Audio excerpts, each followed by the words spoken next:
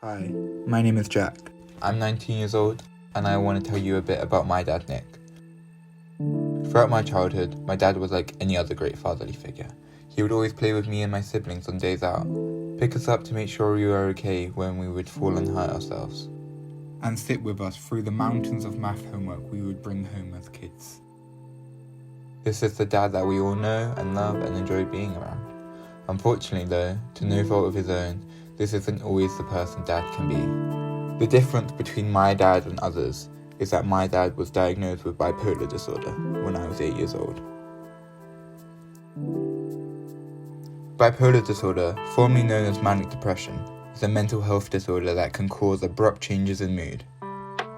Bipolar can be dated all the way back to 1st century Greece, when they created the terms we knew today as mania and depression.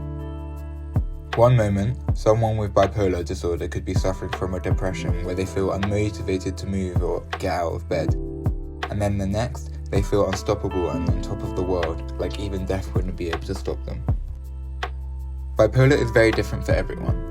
There are 3 different types of bipolar, all with similar characteristics, but also very different at the same time.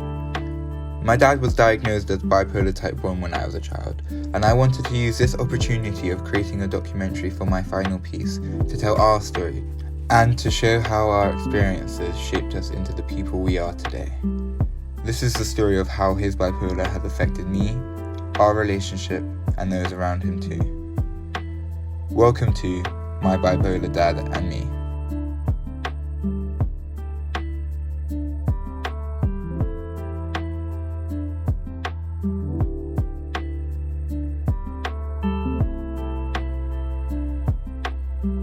I first met Nick in 1997. He was doing a year course in university over in New York, and we went to the same university, and we met in a bar, and I thought he was brilliant. He was fun, he was outgoing, he was entertaining, he had lots of friends, he got along well with my friends, and we fell in love really quickly. The first time we met Nick was at a family gathering, Passover Seder. I was surprised he had known Deborah just a few weeks and that he would want to come to a family gathering that was, I had imagined, something he hadn't been involved in before. And he was extremely friendly and intelligent and was accepted, I think, by everyone at the table. Nick was wonderful for the first few years. We fell in love and we had a long distance relationship. We flew back and forth, saved up our money, didn't talk very much on the phone so we could see each other more often. My family loved him and I was very welcomed into his family, and we were trying to figure out how we were going to build a life together, and I was just really in love with him. As I can remember, the first year or so, your mom would tell us things, but they were things that were normal to a new relationship, a new marriage. People learning to grow together and to deal with each other, 2 different personalities, and making it work. I didn't find it anything outside the norm. I first noticed signs of mania during the time when we were moving back to London from New York. He was so fixated on moving back to London, and that would be the only thing that would make him happy. His behavior became a bit erratic. At the time, I didn't know that that's what it was, and I just felt like I needed to support my husband of only 2 years and do what he needed to do to make him happy. He became very erratic at work at that time and very erratic in his relationships, but I didn't know what it was during that time, and I just thought he was homesick and needed to be back with his family, and so I wanted to support him through that.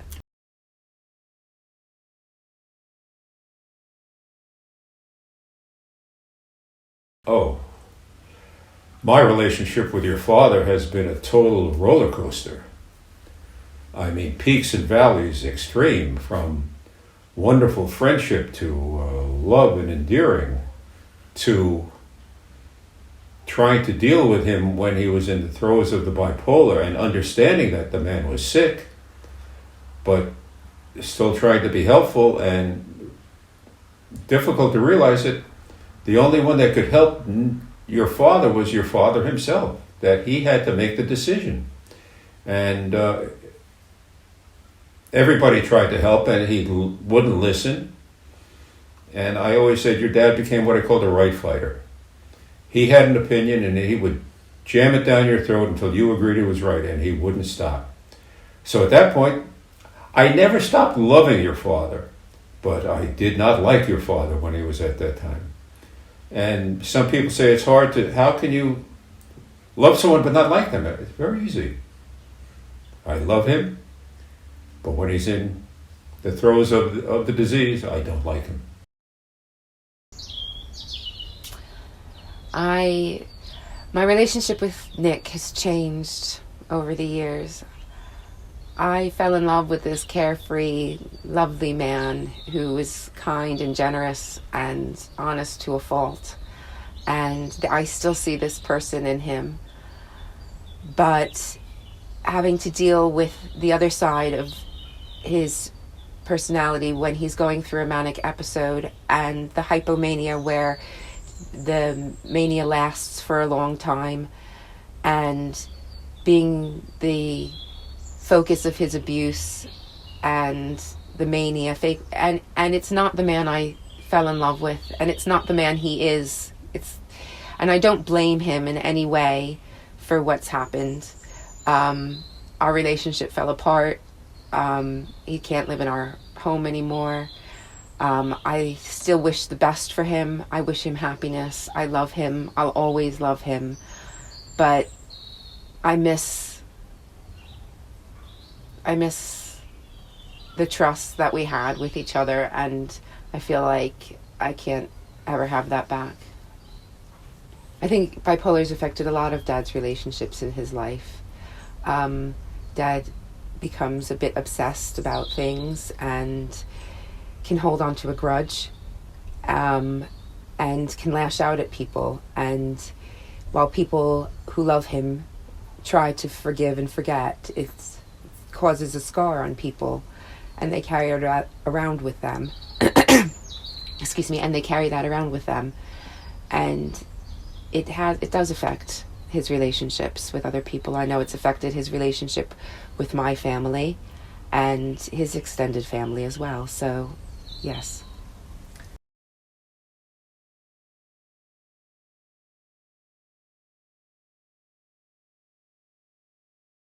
Three, two, one, action. Hi Dad. Hi. How are you today? I'm well. I'm feeling good. Can you tell us a bit about yourself? Sure. My name is Nick MacArthur. I'm 56 years old. I have lived in London all my life, and I am father to 4 children.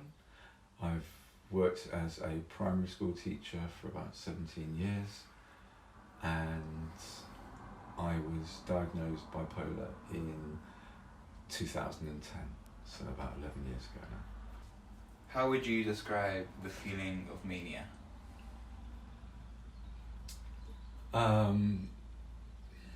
With a mixture of thoughts, really. A sense of elation, a sense of rather humorous things happening. When it first happens, particularly, most people don't really have very much idea what on earth is going on. And I would have included myself in that as well. You are very confused by what's going on. It's not something that you expect. So, do you think you were born with bipolar, or were there certain events within your life that could trigger it? I think that the experiences of my brothers and sisters dying when they were young and not being encouraged to talk about it for a long time caused there to be issues for me when I became tired and overwhelmed. Do you feel as though bipolar has affected any of your relationships with those around you? Oh, absolutely. With everybody. There's not one sphere of my life that hasn't been impacted by it. Yeah. I mean, I could name them all, but there's no point. You know what those are. Yeah. You know. Would you say it was a negative or a positive impact? Gosh. I don't want to say negative because that implies that I feel that people around me have responded negatively. And that's not the impression that I want to give at all. No. I know that people around me have responded in out of worry and concern. Sometimes that worry and concern can feel overwhelming. But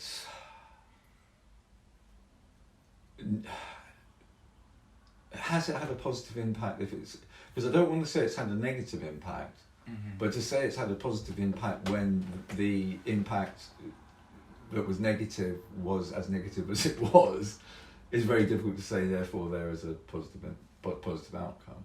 But the positive outcome, I think, that I have to take from it is that at least I keep an open mind and I try to keep learning, even or despite bipolar.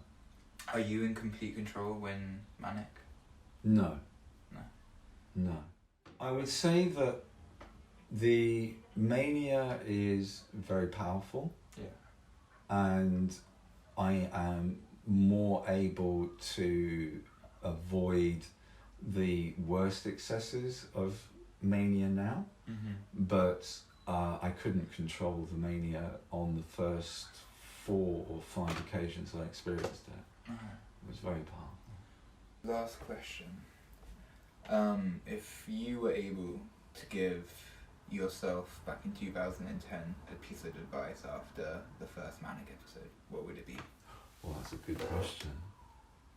If you've got something that confuses you, talk to somebody who in a therapeutic role, somebody who can hear what you have to say and offer you their experience, given one that they've trained how to convey challenging information to people and to their older and know more about the world. And there's no harm in asking an adult to offer you some support in an area where you are vulnerable, because we all have vulnerabilities, you know, and I think to be able to recognise those is actually a real strength, and then to talk about it. Once you've talked about the whatever it might be that's causing you difficulties, whether it be some form of sexual identity or gender identity or some form of childhood trauma that you're coming to terms with as an adult, I think there's lots of scope for people to heal and really feel that they've grown as a consequence of talking to somebody who can help. That's great. I thought might as well end on a good piece, and then that'd be it. I'm sorry I didn't No, finish it. that's fine. completely properly. That was very good. Okay. I feel like we've done very well today. I just Okay. need to go through all the footage now. Okay, good. I hope it works. I hope it sounds alright and all of that nonsense. I'm But if you need to do any more, let me know, okay?